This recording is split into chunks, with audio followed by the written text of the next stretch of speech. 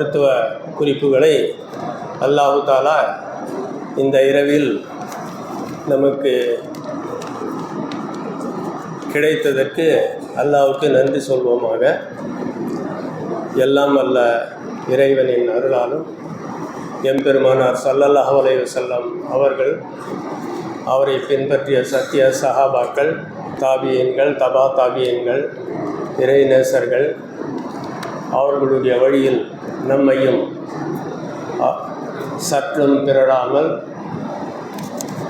நேர்வழியில் நடக்க வைத்து நம்மை வாழ்விற்கு கொண்டு வந்த இறைவனுக்கே எல்லா நன்றியும் உரித்தாகுக. தயவுசெய்து வெளியில் இருப்பவர்கள் எல்லாம் உள்ளே வந்து அமர்ந்தால் நன்றாக இருக்கும். திருமறை இறங்கிய இரவு, அதை கண்ணியப்படுத்தும் விதமாக இந்த கேள்வி பதில் நிகழ்ச்சி நடைபெறுகிறது. இதை பொழுதுபோக்காக எடுத்துக்கொள்ளாமல் கண்ணியத்தையும் கௌரவத்தையும் கொடுக்க வேண்டியது ஒவ்வொரு மூமினுடைய கடமையாகும். முக்கியமாக தெரிய வேண்டியது என்னவென்றால், ஒவ்வொரு மூமினும் தெரிந்து கொள்ள வேண்டியது, நம்மை அடக்கம் செய்தவுடன் அங்கே ஆரம்பமாகும் முதல் நிகழ்ச்சியே கேள்வி பதில் நிகழ்ச்சி தான். மீண்டும் உயிர் பெற்றவுடன் அங்கே வானவர்கள் கேட்கின்ற 3 கேள்விகளுக்கு சரியான பதிலை சொல்லாமல் நாம் இருக்க முடியாது. சரியான பதில் சொன்னால்தான் அந்த மண்ணறை நமக்கு பூஞ்சோலையாக மாறுமா இல்லை வேறு விதமாகுமா என்பது நம் கையில் தான் இருக்கிறது. ஆகவே திருமறையின் அடிப்படையில் அதை கண்ணியப்படுத்தும் விதத்தில் கேட்கும் கேள்விகளுக்கு உங்களுக்கு தெரிந்தால் பதில் சொல்லுங்கள். தெரியாவிட்டால் திருமறையை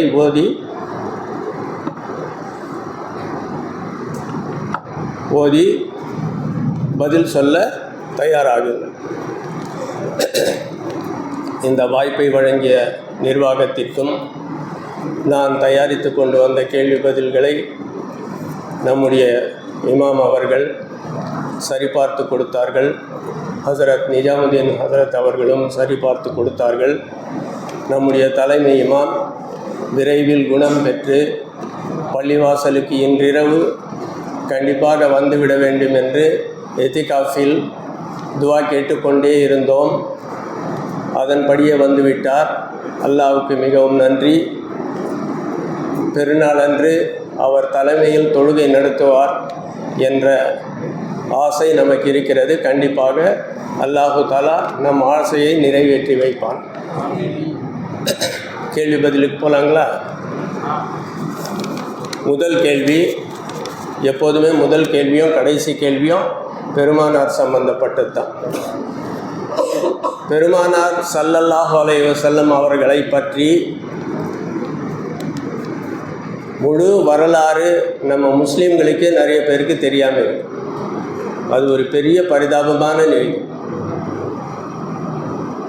நம்ம விட மாற்று சகோதரர்கள் நல்லா தெரிஞ்சு வச்சுருக்காங்க, அதை வாங்கி படித்து பார்த்துருக்காங்க.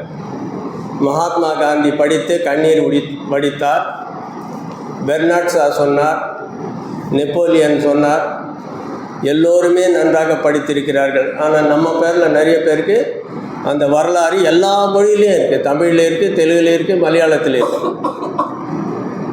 ஆனால் அவரை பற்றிய தவறாக மாற்று மதத்தவர்கள் பேசும்போது பதில் சொல்ல முடியாத நிலைமை ஏன் இருக்கிறது என்றால், நம்ம அந்த வரலாறு படிக்கவே இல்லை. முக்கால்வாசி பேர் படிக்கலை. தயவுசெய்து இனிமேலாவது இந்த நிகழ்ச்சி முடிந்தவுடன் முதல்ல அதை செய்க. முதல் கேள்வி, பெருமானார் ஸல்லல்லாஹு அலைஹி வஸல்லம் அவர்களுடைய முதல் திருமணத்திற்கும் மற்ற திருமணங்களுக்கும் உள்ள முக்கிய வித்தியாசம் எது? எம்பெருமானார் ஸல்லல்லாஹு அலைஹி வஸல்லம் அவர்களுடைய முதல் திருமணத்திற்கும் மற்ற திருமணங்களுக்கும் உள்ள முக்கிய வித்தியாசம் எது? ஏன்னா இதை பற்றி தான் அவன் சொல்கிறான். ஒரு பலதார மனம் பண்ணிக்கினாரு. உனக்கு அடிப்படை தெரிஞ்சால் தானே. வேண்டுமென்றே குறை கூறுகிறார்கள். முதல் கேள்வி இதுதான். அதிகமான அவருக்கு 40 வயசு, இவருக்கு 25 வயசு. அது இல்லை. ஆமாம், மற்ற விதவைகளையும் மணந்திருக்காரு. முக்கிய வித்தியாசம் மற்ற திருமணங்களுக்கும் இந்த திருமணத்துக்கும் உள்ள வித்தியாசம்.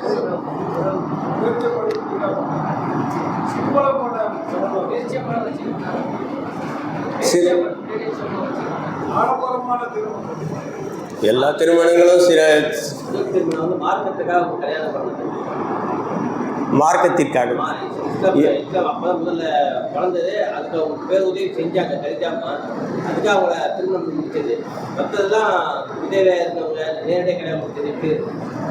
எல்லாமே மார்க்கத்தின் அடிப்படையில் தான் திருமணம் நடந்தது.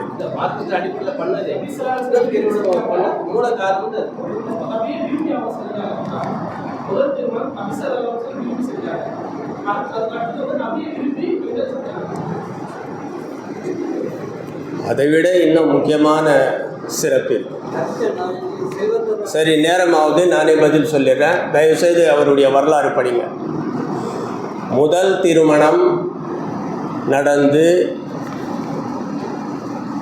அன்னை ஹதீஜா அவர்கள் மறையும் வரை இன்னொரு பெண்ணை பற்றி அவர் நினைக்கவும் இல்லை, இன்னொரு கல்யாணம் நடக்கவும் இல்லை.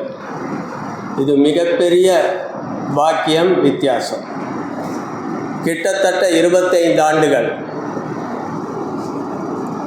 9000 நாட்கள் கணக்கு பண்ணி பார்த்தா அத்தனை நாட்கள் வாழ்ந்திருக்காங்க. அந்த முஹப்பத், அந்த இருவருக்கும் உள்ள முஹப்பத் இருக்கிறது. அதை ஒரு தட்டிலும் உலகம் தோன்றிய நாளில் இருந்து கயாமத் வரை வாழ்கின்ற கணவன் மனைவி முஹப்பத்தையும் ஒரு தட்டில் வைத்தால் இந்த முஹப்பத் தான் அதிகமாக இருக்கும். அப்படிப்பட்ட முஹப்பத், அப்படிப்பட்ட மிகப்பெரிய வாழ்க்கை. இதுதான் முதல் முக்கிய வித்தியாசம். சரியா? 25 ஆண்டுகள் அவர் அந்த திருமண வாழ்க்கையில் இன்னொரு பெண்ணை பற்றி நினைக்கவும் இல்லை, இன்னொரு திருமணம் முடிக்கவும் இல்லை. அதன் பிறகு அரசியல் சூழ்நிலை, அல்லாஹ்வுடைய நாட்டம், பொருளாதார காரணங்களுக்காக மற்ற திருமணங்கள் நடந்தன. சரி, அடுத்த கேள்வி. திருமறையில் உள்ள மிகச்சிறிய ஆயத் எது? எந்த சூறாவில் உள்ளது?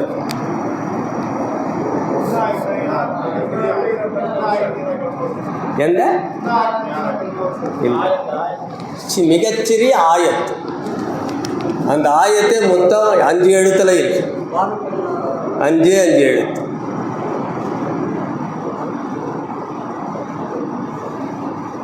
நம்முடைய பெரிய பாக்கியம், நம்ம ஹசரத் வந்து திருமறை அரபு மொழியை நடத்தினார். திருமறை தினசரி போதனாலே உங்களுக்கு பல கேள்விகளுக்கு பதில் தெரிஞ்சிடும்.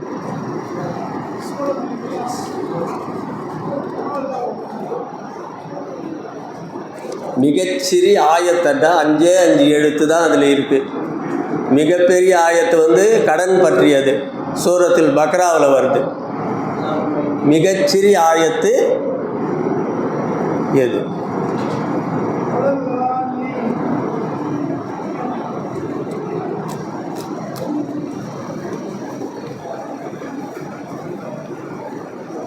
தெரியாதுங்களா? சும்மா நலர 5 எழுத்து தான். இது சூரா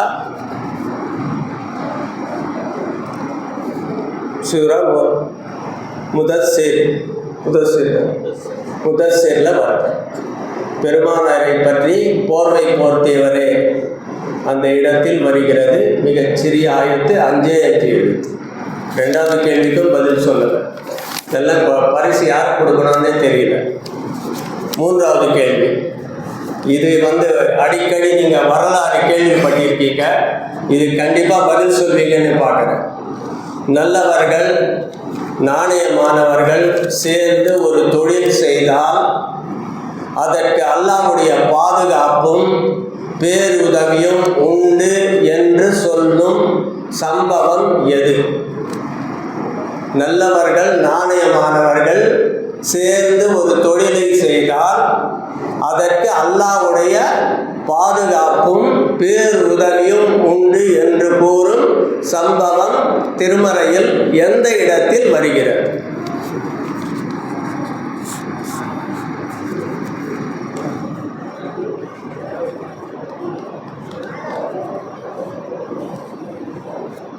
பல முறை கேட்டிருக்கோம், பயான்ல கேட்டிருக்கிறோம், கதை மாதிரி சொல்லியிருக்காங்க, கதை மாதிரி சொல்லியிருக்காங்க.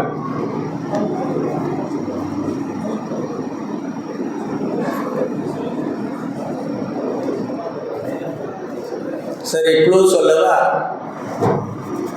ஹதரத் மூசா அலைஹிஸ்ஸலாம் வரலாற்றில் வருகிறது. ஹதரத் மூசா அலைஹிஸ்ஸலாம் அவர்களுடைய வரலாற்றில் வருகிறது.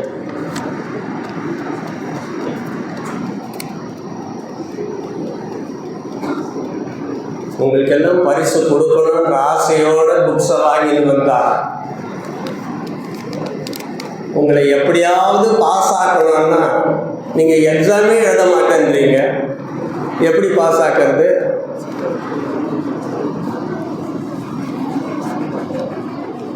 இப்போவும் தெரியலையா?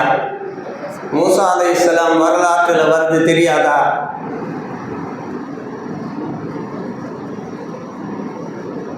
அவர் ஒரு இறைநேசரோட போகும்போது வந்த சம்பவம் இப்போவும் தெரியலையா? அவரோட போகும்போது நடந்த சம்பவம் எது?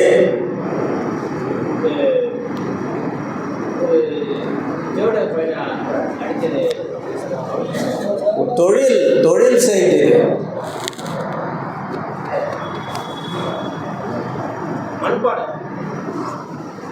மண்பானை நிறைய செஞ்சு உடைக்க சொன்னாங்க.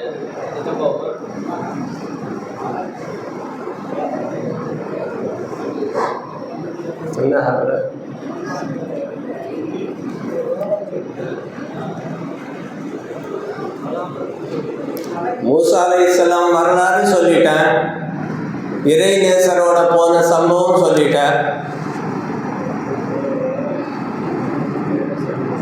இதுக்கும் நான் பதில் சொன்னா அடடே இது ஏற்கனவே கேள்விப்பட்டது தானே.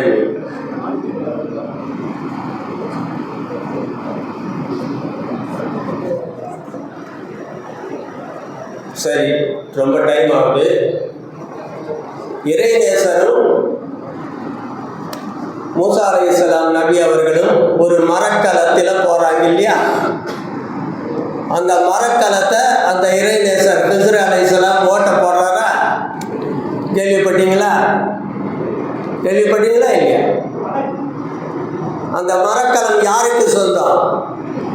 ஏழைகள் சிலருக்கு சொந்தமானது. அது நல்லா இருந்தால் கொடுங்கோல் மன்னன் அதை எடுத்துக்கொள்வான் என்பதற்காக அதை டேமேஜ் செய்கிறார் இறைநேசர்.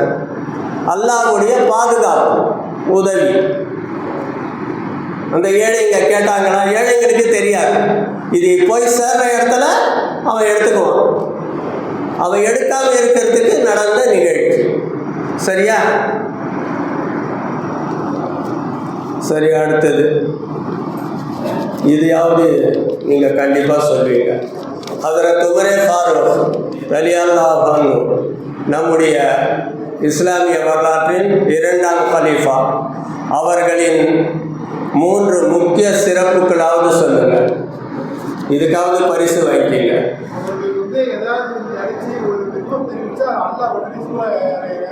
அது ஒரு பாயிண்ட், அது ஒரு சிறப்பு. 3 சிறப்பு சொல்லுங்க. அவர் போற வழியில சைத்தான் வரமாட்டான். 2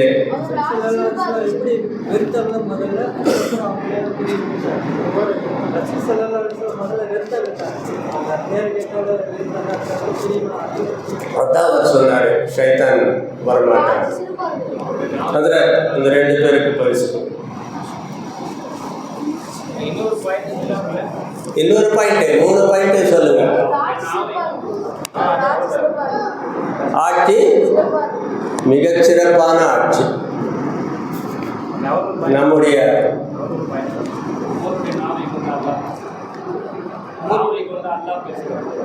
அதான் அவர் சொன்னாரு. அவர் சொன்னது அதான். அந்த சிறப்பான ஆட்சியை தான் நம்முடைய இப்போ எலெக்ஷன் வருது, நல்லா ஞாபகம் வச்சுக்கணும். தேசத்தந்தை மகாத்மா காந்தி சொன்னது என்ன? இவருடைய ஆட்சி இந்தியாவில் நடக்க வேண்டும். யார் சொன்னது? சுதந்திரம் பெற்று தந்தவர் சொன்ன விஷயம் என்ன? ஹஜ்ரத் உமரே ஃபாரூக் அவர்களுடைய ஆட்சி இந்துஸ்தானத்தில் நடைபெற வேண்டும். என்ன ஆட்சி நடக்குதுன்னு இப்போ தெரியும் உங்களுக்கு. ஹஜ்ரத் 3 பேருக்கு இங்கே இந்த புக்ஸு 3 பேருக்கு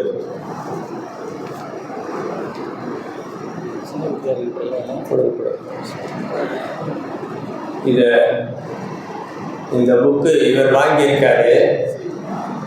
இவர்கிட்ட இருந்து வாங்கி எல்லாரும் படித்து பாருங்க.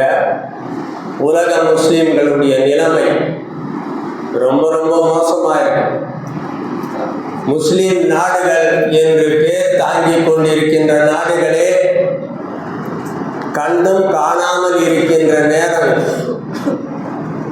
கண்ணுக்கு எதிரே பயங்கரமான கொடுமைகள் இந்த புக்கில் இருக்கு. ஒவ்வொரு நாட்டிலையும் என்ன நடக்குது அவர் படிச்சிட்ட பிறகு நீங்கள் கொஞ்சம் வாங்கி படிங்க. அடுத்த கேள்வி, நமக்கு அல்லாஹ் வழங்கிய மிக முக்கிய 2 நியாமத்துக்கள் எவை? ஹஜ்ரத் பல தடவை பயான்ல சொல்லிட்டாரு. கண்ணு காது எல்லாம் சொல்லியிருக்காரு. கண்ணுங்களா மிக முக்கியமானது. நமக்கு அல்லாஹ் வழங்கிய மிக முக்கிய நியாமத்துக்கள் 2 சொல்லுங்க.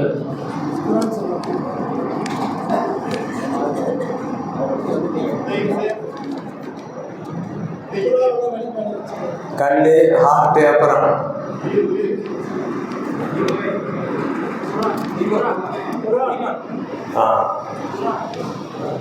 ஒன்று சொல்லிட்டார்.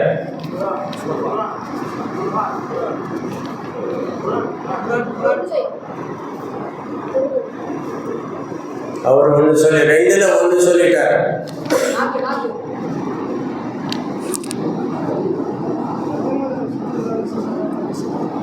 ஈமான், அவர்களுடைய உம்மத். கரெக்ட். 2 பாக்கியம் நமக்கு மட்டுமே கிடைச்சது.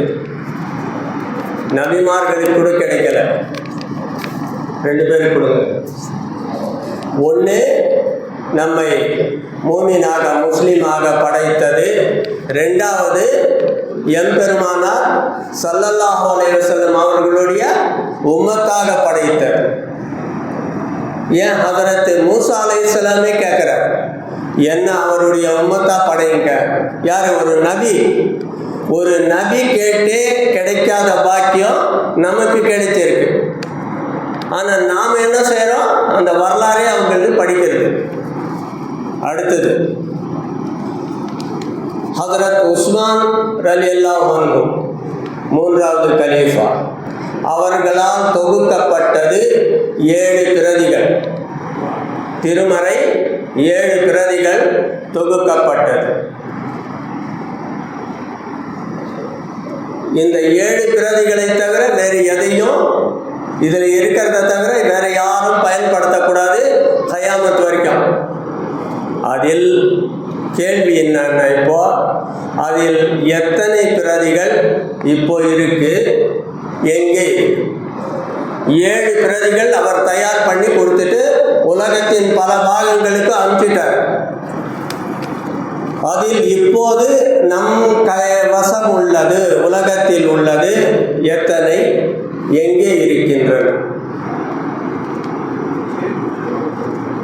2 கேள்வி, 2க்கும் பதில் சொல்லு. எத்தனை இருக்கு, எங்கே இருக்கு?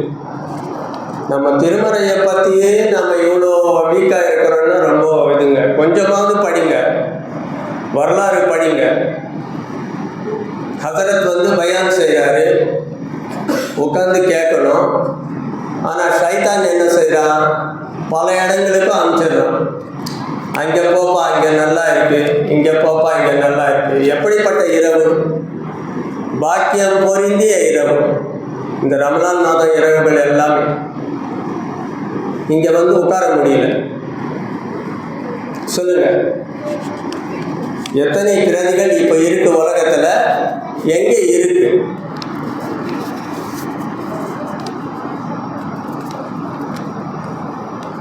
யாருக்கும் பதில் தெரியலையா?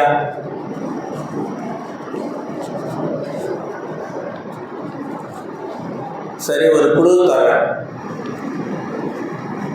ஒன்று முஸ்லீம் நாட்டில் இருக்கு, இன்னொன்று முஸ்லீம் இல்லாத நாட்டில் இருக்கு.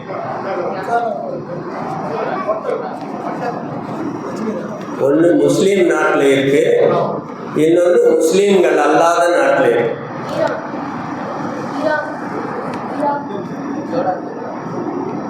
சொல்லிட்டே வாங்க, அப்படியே ஏதாவது ஒரு நாடு கிளிக் ஆகிடும்.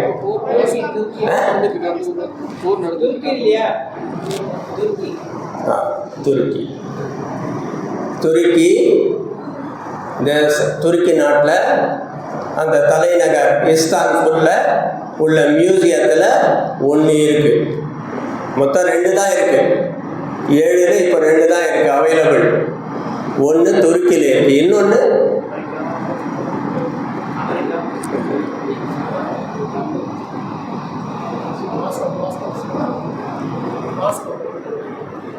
பதிலுக்கிட்ட வந்துட்டீங்க.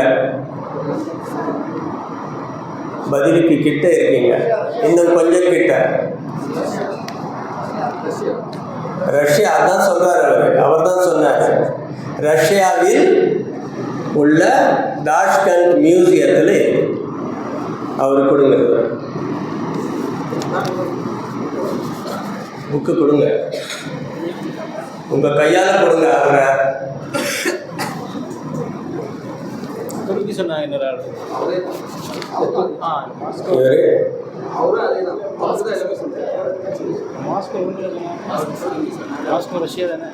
ரஷ்யாவில் ஒன்று சொன்னார், துருக்கி சொன்னது யாரு? அவரே தானா? சார்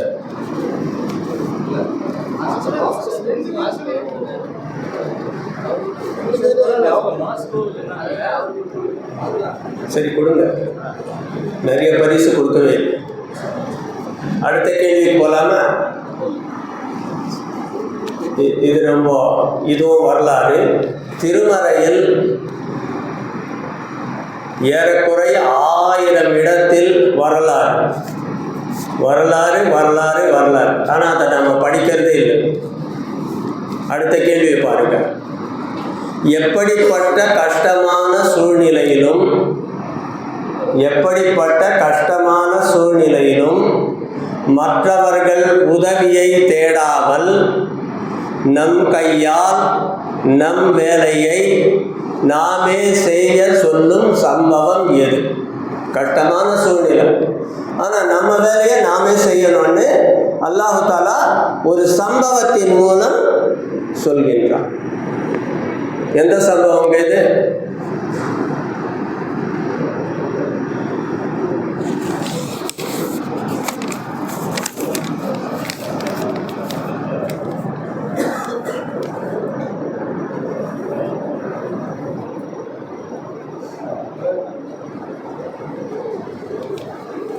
சொல்லுங்க, குழு தரணுமா? ஒரு பெண்மணி சம்பந்தப்பட்டது.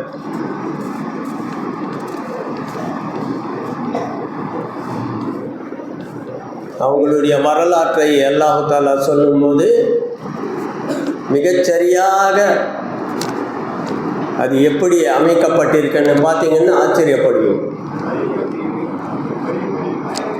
ஹஜரத் மரியம் அவர்கள். எந்த சூழ்நிலை? அவங்க ஆன்சர் கரெக்டு. எந்த இடம்?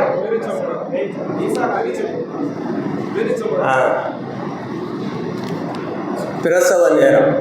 இந்த இடத்துல கவனிக்க வேண்டியது என்னன்னா, கன்னி பெண்ணாக இருக்கும்போது அவங்க கேட்காமலேயே காலையில் கண்ணி விழிச்சா எல்லா பழ வகைகளும் இருந்தது அவங்க கன்னி பெண்ணாக இருக்கும்போது. ஆனால் பிரசவ நேரம் எப்படிப்பட்ட கஷ்டமான சூழ்நிலை! அந்த நேரத்தில் அல்லாஹு தாலா அப்படியே கொண்டு வந்து எதிரில் வச்சிருக்கலாம் இல்லையா?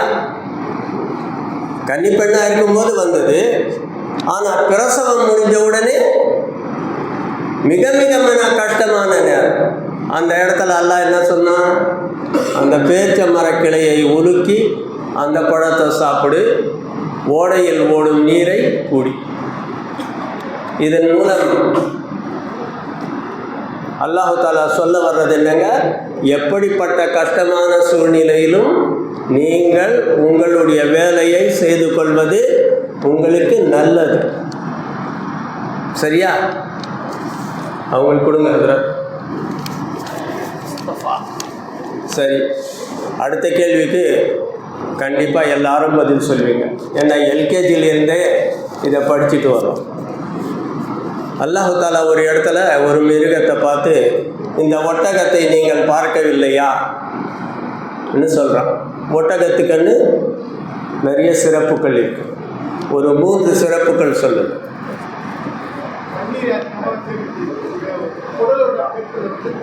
நீரை சேர்த்து வைக்கும். அது எல்கேஜிலேயே அதான் சொல்கிறாங்க. பாலைவனத்தில் செல்லக்கூடிய அந்த மணலை பார்த்த உடனே ஓடும். நம்மளால் நடக்கவே முடியாது, வேற யாராலையும் நடக்க முடியாது. அது ஒன்று. இன்னொன்று முக்கியமானது,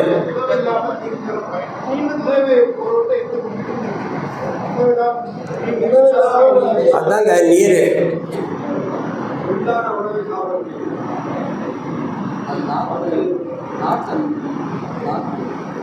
மூணு பாலைவனம் சம்பந்தப்பட்டது தான்.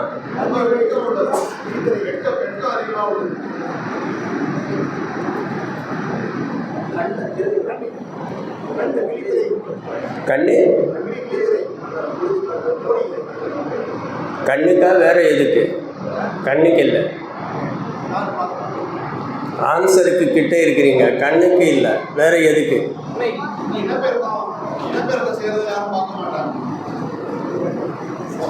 உங்க ஆன்சர் பக்கத்துல வந்திருக்கீங்க, சொல்லுங்க.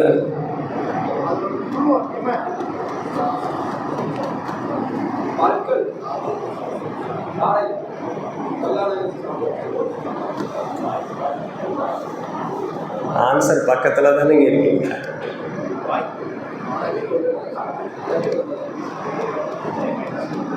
பாலைவனத்தில் புழுதி புயல் வந்தால் மூக்குல எல்லாம் போயிடும் இல்லையா?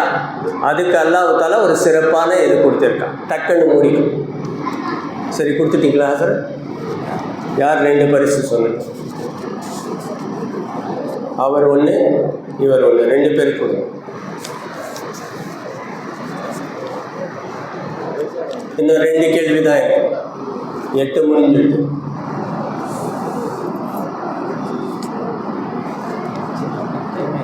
ஹதரத் யூசுப் அலைஹிஸ்ஸலாம் அவர்களின் அழகிய வரலாறு.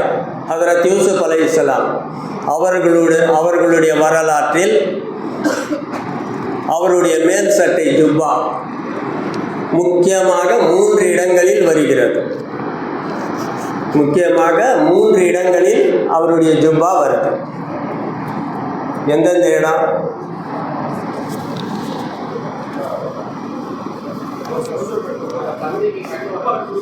அப்பாவுக்கு சொன்னது 1. சரி,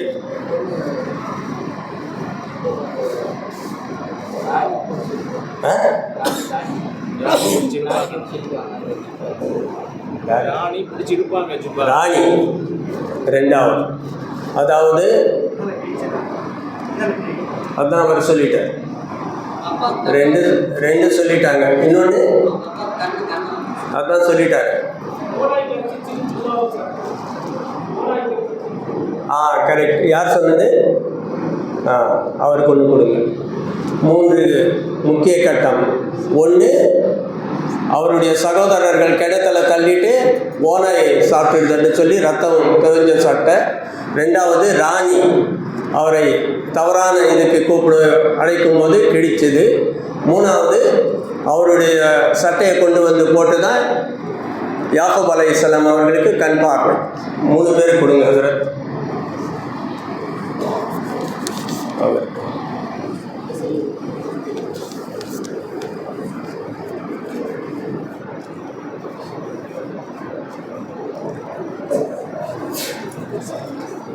கடைசி 10வது கேள்வி. இந்த நிகழ்ச்சியை உங்களில் யாராவது வந்து நடத்தணும். வருஷம் நானே நடத்துறது சங்கடமாக இருக்கு. வேறு யாரும் இல்லையான்ற மாதிரி. இன்ஷா அல்லாஹ் அடுத்த வருஷமாவது யாராவது நடத்துங்க. கடைசி கேள்வி பெருமானார் சம்பந்தப்பட்டது.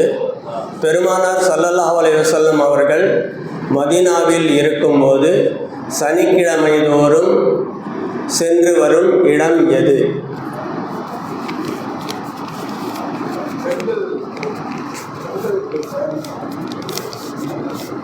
சென்று வரும் இடம் எது?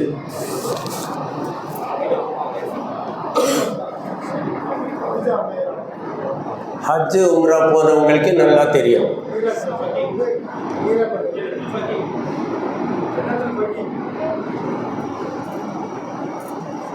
சனிக்கிழமை மட்டும்தான் போவாங்க.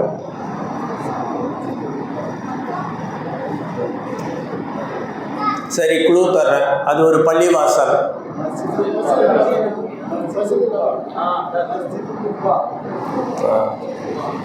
சரி, மஸ்ஜிதுன் குபா.